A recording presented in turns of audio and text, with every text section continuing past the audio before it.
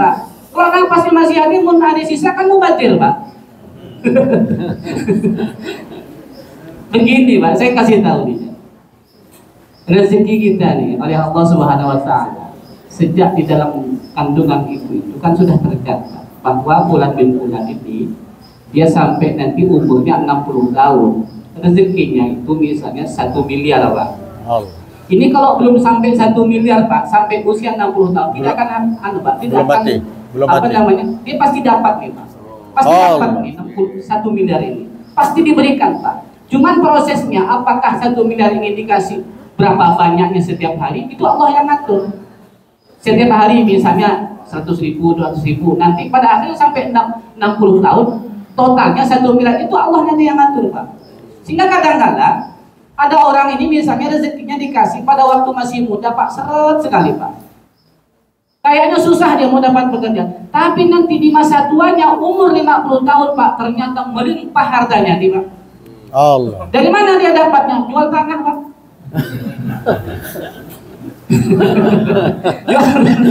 Melimpah dia hartanya banyak Pak. Akhirnya dia sukses menjadi orang kaya di usia 50 tahun. Itu berarti rezekinya oleh Allah dilimpahkan ini, karena sebentar lagi 10 tahun lagi kau mati gitu. Nah itu begitu, itu prosesnya. Kemudian sama Pak, napas juga sama Pak. Napas kita ini sejak kita lahir misalnya itu berapa kali tarikan dan keluar itu berapa juta, berapa triliun kali itu sudah ada jatahnya Pak. Jadi kita nggak bisa korupsi napas Pak, nggak bisa Pak. Kalau habis waktunya napas nggak bisa minta dengan Pak Ketua, nggak bisa Pak. Nggak napas musikin nggak bisa Pak. Kalau habis-habis ceritanya itu. Makanya saya katakan tadi, kalau sudah mati, ya mati. Tidak ada lagi namanya istilah mati suri itu tidak ada. Nah ini, nah oleh karena itu, karena kehidupan di dunia ini Pak, ketika kita hidup itu sudah ada semuanya, diminta ataupun tidak oleh Allah itu pasti dikasih. Dikasih kita nih Pak, pasti diberi oleh Allah Pak. Tapi yang belum pasti diberi ini Pak, anak ini adalah surganya Allah. Nah ini yang belum pasti kita dikasih. Allah. Kalau urusan dunia pasti kita dikasih semua oleh Allah Pak. Besar kecilnya ya Allah yang ngatur Pak.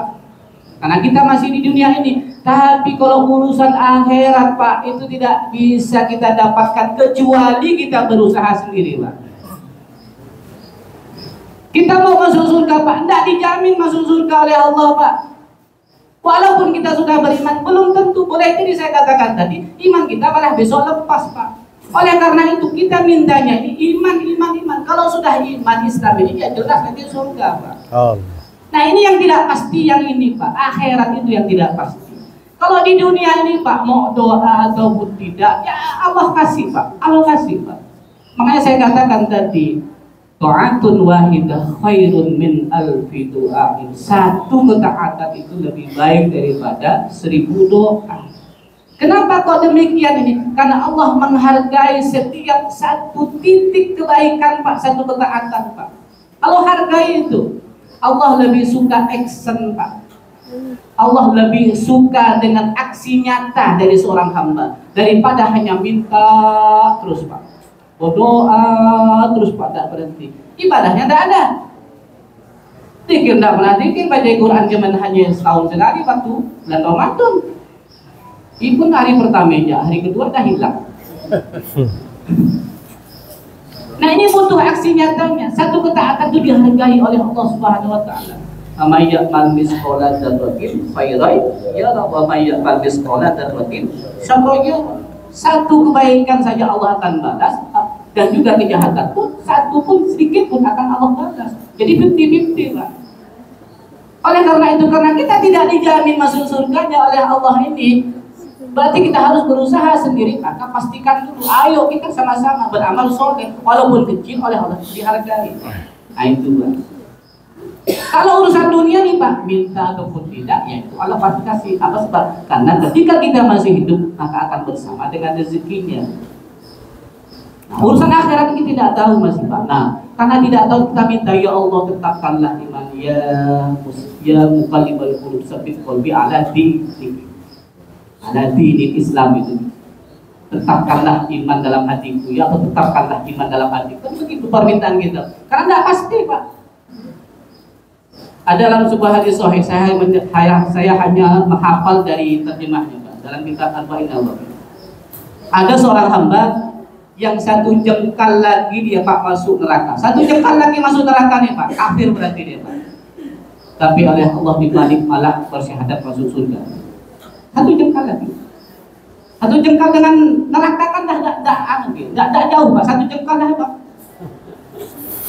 Ternyata oleh Allah dibalik dapat hidayah dia masuk surga, bersyahadat dia, Pak. Ada pula orang Islam nih, sejengkal lagi masuk surga nih, Pak. Sejengkal lagi, tidak jauh, Pak. Dekat dah, Pak. Satu jengkal lagi, Pak. Tiba-tiba kemudian berbalik malah masuk neraka. Nah, mana tahu kita. Maka Allah paling besarnya nikmat adalah iman dan Islam.